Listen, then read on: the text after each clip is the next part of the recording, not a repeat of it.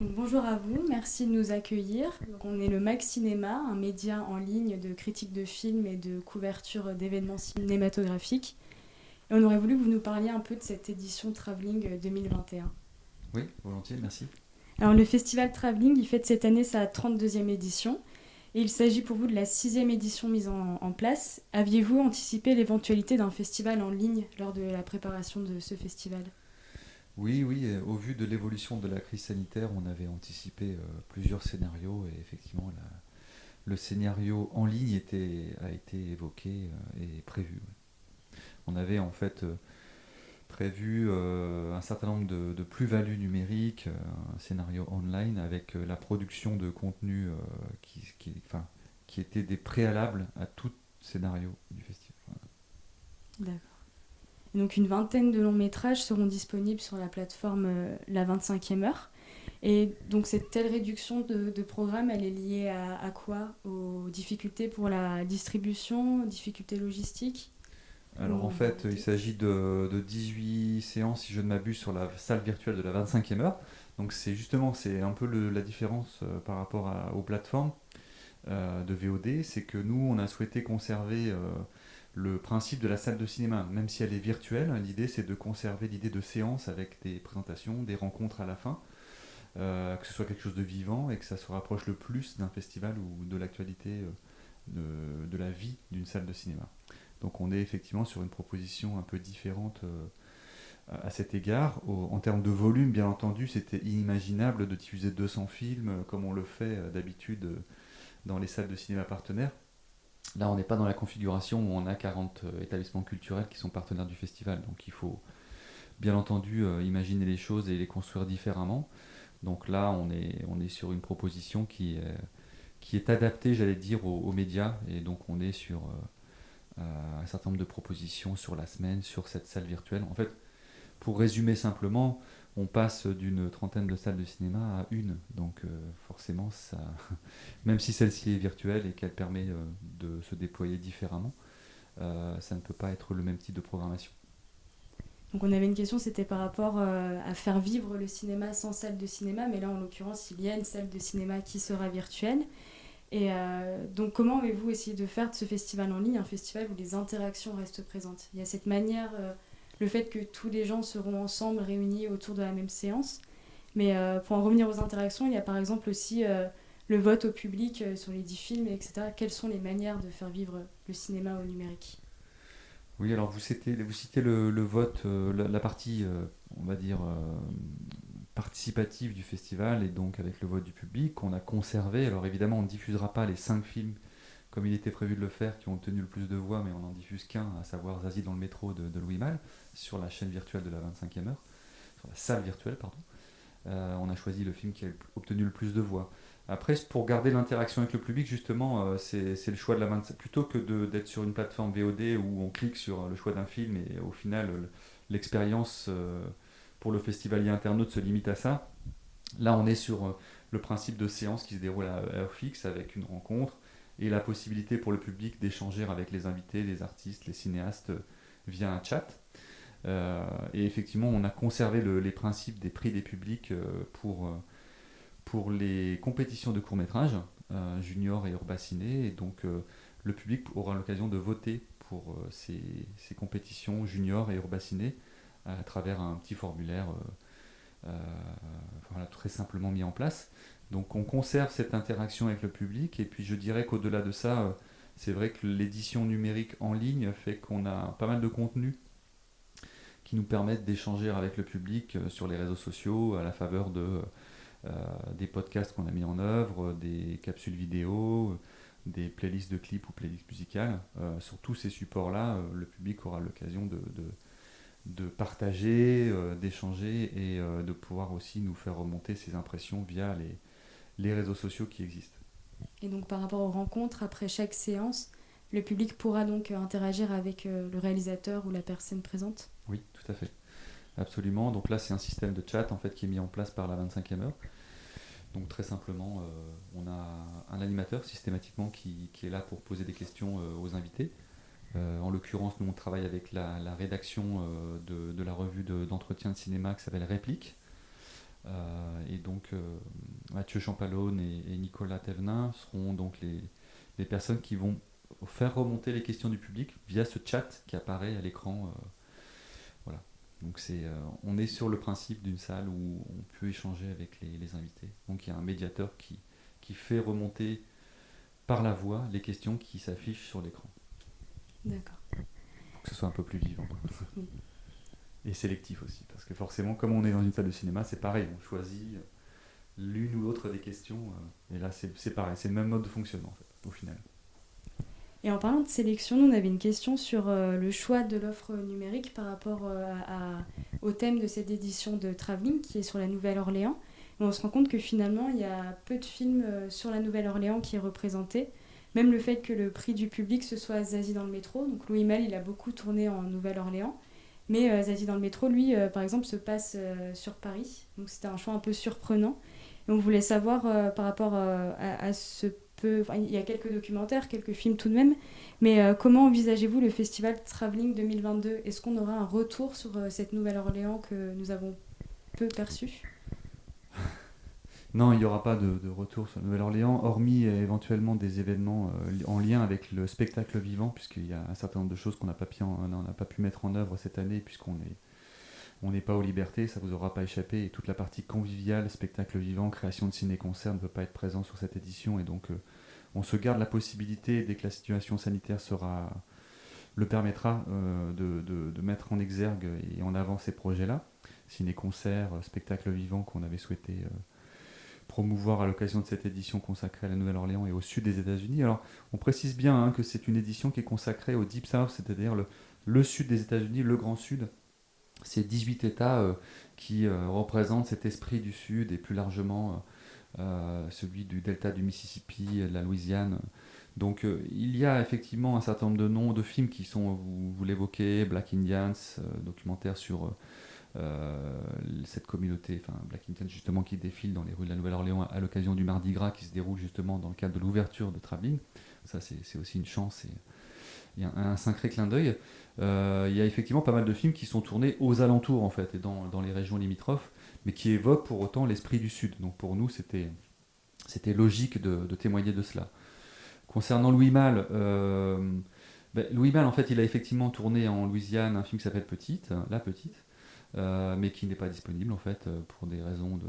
Il n'y a ni droit ni support qui sont disponibles, ni pour les écrans de cinéma, ni pour une version virtuelle. Nous, en fait, il faut savoir que la version virtuelle en fait, nous oblige à renégocier systématiquement tous les droits, à retrouver des nouveaux supports. Donc c'est refaire le travail une deuxième fois en fait. Donc c'est quand même monumental. Et là, je salue les équipes de logistique, de la régie copie et artistique qui ont fait ce travail recommencer ce travail à zéro à partir du moment où on décide de partir en ligne. Louis Malle, en fait, Zazie dans le métro, ça n'a vraiment, pour le coup, rien à voir avec la Nouvelle-Orléans, puisqu'en l'occurrence, c'est ce prix du public, enfin, ce vote du public qui est émis à partir d'une liste, d'un corpus de films qui est émis par l'ADRC, l'Association pour le développement régional du cinéma, qui est une institution parisienne et qui a pour vocation en fait à accompagner le travail des salles, et notamment ils ont un département patrimonial qui met en place des rétrospectives. Et ils ont mis en place une rétrospective sur plusieurs années qui s'intitule La ville au cinéma, auquel on est associé. Et donc là, c'est la deuxième édition, le deuxième volet de cette rétrospective consacrée à la ville au cinéma. Et on s'y est associé via le vote du public, c'est-à-dire qu'à partir du corpus de films que l'ADRC a décidé de mettre en avant dans les salles de cinéma, nous, on a décidé de faire voter le public pour les films qu'il avait envie de revoir sur grand écran. Donc voilà, le public a plébiscité Zazie dans le métro de Louis Malle, et effectivement, c'est celui-ci qu'on proposera sur la 25e heure, à défaut de pouvoir le proposer sur un grand écran. Mais en l'occurrence, voilà, c'est un partenariat croisé au titre d'un corpus de films qui n'a rien à voir avec la Nouvelle-Orléans. D'où l'explication. Alors par rapport au choix de la région à l'honneur pour cette édition, c'est vrai que l'an dernier, les manifestations Black Lives Matter ont pris une grande ampleur. Est-ce que le choix de la Nouvelle-Orléans tente-t-il de faire écho à la situation afro-américaine dans le sud des États-Unis ? Ou de manière plus générale, comment est choisi le pays ou la région qui est mise à l'honneur chaque année pour le festival Travelling ? C'est un travail qui s'effectue sur plusieurs années en fait, donc c'est des repérages, c'est des travails au long cours on va dire, sur la capacité d'une ville à générer un imaginaire, la capacité d'une ville aussi à pouvoir, euh, enfin, pour nous, à pouvoir témoigner de la vivacité de cette ville à travers un portrait cinématographique et culturel. Donc voilà, c'est la conjonction de pas mal de choses. Euh, la Nouvelle-Orléans, c'était un projet, ça faisait très longtemps que Clair Obscur avait envie de mettre à l'honneur cette ville. La logique de travelling, en plus, c'est de, c'est une invitation au voyage, comme vous le savez, et donc c'est aussi de faire tourner à travers le monde, et donc de passer d'un continent à l'autre. Donc euh, on essaye de faire varier les plaisirs et de faire un véritable tour du monde, donc de ne pas rester sur un continent sur plusieurs éditions à la fois. Enfin, voilà, on fait plusieurs éditions européennes à la suite. C'est arrivé dans l'histoire du travelling et je souhaite absolument qu'on évite ce type de choses. Donc de passer du continent africain au continent asiatique et puis ensuite de partir vers l'Amérique. C'est le cas cette année, donc la Nouvelle-Orléans s'est imposée parce qu'il y a un fort imaginaire, c'est aussi un lieu qui incarne pas mal de choses. À la fois, c'est la pointe sud des Caraïbes, c'est aussi un formidable creuset à la fois racial et culturel.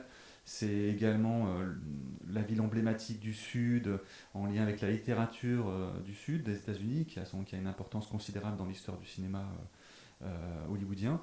Et puis c'est devenu, depuis une bonne dizaine d'années maintenant, entre guillemets un plateau de tournage et c'est devenu une terre de tournage pour pas mal d'auteurs, notamment américains. Et donc il nous a semblé évident de mettre un coup de projecteur sur ce territoire cette année. Donc il est vrai que vous nous avez déjà dit, donc par rapport au contexte assez inhabituel de la crise sanitaire, que le nombre de films est réduit, mais on a un peu l'impression que Travelling s'éloigne un petit peu finalement de son principe fondateur, de cette immersion, de cette découverte de ville dans les dernières années. Alors le festival réussit beaucoup là où certains échouent, il garde une ligne qui est très ouverte, qui vise un public très large, sans le mépriser. Mais on a peut-être un peu l'impression qu'il tend à s'éparpiller. Il y a des sélections qui viennent s'adjoindre et qui sont très intéressantes en tant que telles et qui méritent réellement de trouver leur temps, mais qui peut peut-être minimiser le contenu cinématographique lié seulement à la ville. Est-ce que c'est quelque chose que, comme nous, vous regrettez ou au contraire quelque chose que vous assumez et qui est important pour vous? Non, c'est quelque chose qui est totalement assumé. Nous, il y a, bien sûr, au sein de Travelling, il y a le cœur du festival et sa quintessence, j'allais dire, et ce qui fait aussi, enfin, ce qui est aussi son origine, c'est le portrait d'une ville cinématographique via le cinéma et les autres arts. Et ça, justement, les autres arts, je pense que ça s'est développé au fur et à mesure de l'histoire de ce festival, tant via les arts plastiques, la musique, etc. Donc c'est un festival pluriculturel et qui varie les plaisirs au niveau des médias qui sont proposés et des arts qu'on aborde. Après, les différentes sections, elles viennent enrichir aussi la proposition d'une façon différente. Nous, Travelling aussi, c'est la vitrine de l'association Clair Obscur, hein, donc qui œuvre tout au long de l'année à travers des dispositifs d'éducation à l'image. Lycéen apprenti au cinéma au niveau territorial, enfin au niveau de la région, collège, école de cinéma au niveau du département, et d'autres actions à l'année qu'on peut mener. Donc il va de soi que l'aspect éducation à l'image, tout ce qui intéresse le jeune public, avait sa place et a eu sa place très tôt dans le festival Travelling à travers la section junior. Et puis comme vous le dites, il y a d'autres sections qui sont venues s'ajouter et trouver du sens par rapport à ce que représente l'association Clair Obscur qui s'est développée au bout de 30 ans. On ne peut pas continuer à faire exactement la même chose à l'occasion des premières éditions du festival. Le festival a évolué parce que Clair Obscur a évolué. Ses activités ont évolué, se sont enrichies. Et donc, logiquement, on s'est intéressé à la musique et au cinéma à travers des créations de ciné-concerts, mais bien d'autres choses, en lien aussi parfois avec la ville invitée. On s'intéresse aux mutations du cinéma et aux mutations numériques, parce que forcément, dans le domaine de l'éducation à l'image, aujourd'hui, on passe par des outils numériques pour mieux appréhender le cinéma et le monde des images. Et puis forcément, en tant que structure issue de Rennes et donc de la Bretagne, bah forcément, on s'intéresse aussi à ce qui se passe autour de nous, c'est-à-dire à la production d'initiatives régionales et aux auteurs qui nous entourent. Donc d'où cette section à l'ouest qui a pour vocation à témoigner de la vivacité de la production cinématographique en Bretagne et audiovisuelle. Voilà, c'est quelques exemples pour dire que tout ça trouve aussi son sens dans le projet artistique et culturel de l'association Clair Obscur, Et je crois que c'est une richesse aussi de pouvoir élargir le champ. Aujourd'hui, je crois faire un festival uniquement sur la thématique de la vie d'invité n'aurait plus vraiment de sens. Quand vous vous intéressez uniquement à l'aspect de la vie d'invité, enfin, en soi c'est très intéressant, c'est ça aussi l'invitation au voyage de travelling, il n'y a pas de reniement de ma part. Mais quand vous créez des compétitions de court-métrage, c'est aussi Urbaciné ou Junior, c'est aussi pour témoigner enfin, de la présence du cinéma et faire émerger des nouveaux talents. Si vous faites qu'un portrait de ville, bah, vous faites émerger personne en fait. Donc là, en l'occurrence, l'idée c'est aussi de montrer le renouvellement des talents dans le domaine du court-métrage, qui est le laboratoire d'expérimentation et de création du cinéma aujourd'hui. C'est là où se renouvellent les talents. C'est fondamental pour nous et c'est fondamental pour Clair Obscur de pouvoir témoigner de cette vivacité. Donc voilà, je veux dire, on ne va pas reprocher à d'autres manifestations de s'intéresser à plein d'autres choses. Vous prenez enfin, je prendrai qu'un seul exemple, le Festival de La Rochelle par exemple, le Festival international du film de La Rochelle. Il y a de multiples thématiques, de multiples portraits qui sont faits tous les ans. Personne ne va leur dire mais pourquoi vous avez fait un portrait de plus que l'année d'avant. Je veux dire, ça n'a aucun sens, quoi. Donc on s'inscrit dans cette dynamique-là de festival qui peut offrir différents parcours. Et c'est aussi notre capacité à renouveler le public de ce festival. On a un festival enfin, on a un public de festival qui a beaucoup bougé ces dernières années. C'est-à-dire qu'il y a il y a un socle avec les habitués du portrait de ville. Hein, c'est la première question qu'on me pose tout au long de l'année. C'est quoi le portrait cette année? C'est quelle ville cette année? Et puis il y a tout un nouveau public, je dirais, qui est venu via ce qu'on peut construire autour des musiques actuelles. Il y a le public qui vient plus tôt parce qu'il s'intéresse aux nouvelles images, aux jeux vidéo, aux interactions qu'on a pu créer avec différents partenaires autour de ça, autour des mutations aujourd'hui de l'image. Et puis il y a le jeune public qu'on tâche qu'on essaye d'ouvrir et fermer, enfin je veux dire qu'on essaye d'intéresser à des images différentes de celles qu'il est amené à voir tout au long de l'année sur sa tablette ou sur son écran de télévision. Donc voilà, on essaye d'essayer de toucher un peu tout le monde et d'aller chercher les publics là où ils se trouvent, c'est-à-dire dans la diversité.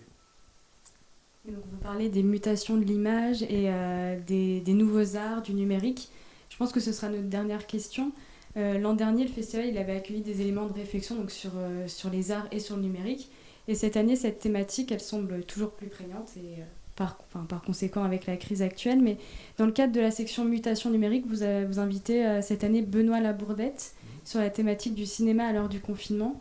Et est-ce que pour vous, c'est l'occasion de montrer aux différentes salles et associations ce qui se fait ailleurs et de quelle manière ça peut enrichir aussi les différentes salles de cinéma? Bon, l'idée, c'est vraiment de participer au débat et de participer à mettre en exergue quelques expériences exemplaires qui nous ont semblé intéressantes enfin, à promouvoir, d'où les invités que vous avez pu voir, le Forum des images, le Festival du film au cours de Brest, etc. Des festivals ou des structures culturelles qui ont été amenées justement à se renouveler à la faveur de cette crise sanitaire, ou contraintes par cette crise sanitaire. Donc voilà, l'idée c'est de pouvoir faire avancer le débat là-dessus et puis de mettre en exergue certaines initiatives qui nous ont paru exemplaires. Voilà, nous on s'est beaucoup remis en cause aussi sur cette édition et on a énormément anticipé cette version en ligne avec une plus-value numérique, des podcasts, etc. Enfin, tout ce qu'on a cité tout à l'heure, qui font que justement on se rapproche, on essaie de se rapprocher de ce qu'est ce festival foisonnant qu'est Travelling, justement, ce que vous nous évoquiez tout à l'heure. Et donc là, contrairement à vous, je trouve que, c'est un regret pour le coup, c'est que cette sélection mutation numérique, elle est un peu sacrifiée, même si on est en ligne, etc. Aujourd'hui, euh, c'était difficile de proposer des choses autour de cette thématique quand on a un nombre de fenêtres qui se réduisent considérablement comme cette année. Donc il y a des choses qu'on fait moins. Le focus sur une société de production emblématique du territoire, c'est Spectre.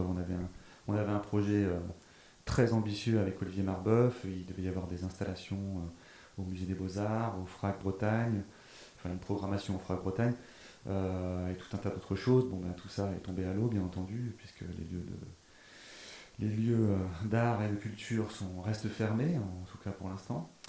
On espère qu'ils vont réouvrir au plus vite, mais voilà, il y a tout un tas de choses évidemment sur lesquelles on avait travaillé qui n'ont pas pu être mis en œuvre et qui se font au détriment des artistes et des producteurs qui nous ont fait confiance. Donc ça c'est un peu dommage, hein. C'est pareil pour la section à l'ouest, ça s'est réduit comme peau de chagrin. Voilà, on a essayé d'être fidèle à ce qu'on représente et ce qu'on souhaite défendre. Maintenant, forcément, les contraintes, elles restent ce qu'elles sont et le festival idéal, le travelling, cette édition n'aura pas lieu, ça c'est sûr. Maintenant, je pense que on se bat depuis plusieurs mois pour que ça ait une vie et que ça puisse donner envie au public de voyager, y compris dans sa tête. Et là, en l'occurrence, je pense qu'il y a moyen de le faire. Je réécoutais tout à l'heure, on a reçu la, la proposition musicale de Julien Tinet, la bande musicale qu'il a créée, la playlist qu'il a créée sur SoundCloud là, pour évoquer la Nouvelle-Orléans. Et c'est vraiment une invitation au voyage par la musique que je trouve assez géniale et qui va permettre au public, là aussi, à défaut de pouvoir aller écouter un concert au Liberté L'étage, de pouvoir se plonger dans cette ambiance du Bayou et de la Louisiane. Voilà. On regardera tout ça alors. Merci beaucoup. Est-ce que vous Merci voulez à vous. rajouter quelque chose au niveau de la programmation, de tout ce qui va se faire cette semaine? Oui, juste rappeler qu'il y a des choses. L'essentiel de l'offre numérique du festival est gratuite. Il y a des séances payantes sur la 25e heure, hein, c'est la majorité, mais il y a aussi des séances gratuites sur la 25e heure, on l'évoquait tout à l'heure. Il y a les compétitions Urbaciné, il y a 2 programmes de court-métrage Urbaciné, et les programmes juniors aussi. Les 2 compétitions juniors petits et juniors grands qui sont également gratuites en accès libre. Il faut s'inscrire sur le site de la 25e heure, se créer un compte. Donc toutes les propositions autour du film court sont gratuites dans le cadre du festival, en tout cas pour ce qui est de la compétition, enfin des compétitions. Et il y a également une séance exceptionnelle qu'on met en œuvre avec Arte, puisqu'on propose en accès libre, donc et gratuit sur le site de la 25e heure, via une inscription, de découvrir Motherland, qui est le prix du public du Arte Kino Festival, qui est un festival en ligne qu'a créé la chaîne Arte. Et donc ce film est présenté exceptionnellement dans le cadre de Travelling, gratuitement sur la 25e heure. Et il sera suivi d'une rencontre avec Thomas Vengris, le réalisateur lituanien de ce film. Et Olivier Père, qui est le directeur du cinéma d'Arte, sera également là pour discuter de ce projet, de ce film qui a été sélectionné et qui a eu le prix du public dans le cadre du Arte Kino Film Festival. Voilà. Donc ça fait partie des choses pour vos spectateurs internautes, comme on les appelle, en tout cas qui sont gratuites, et donc je vous encourage à aller voir ces propositions-là. Super, merci beaucoup. Merci.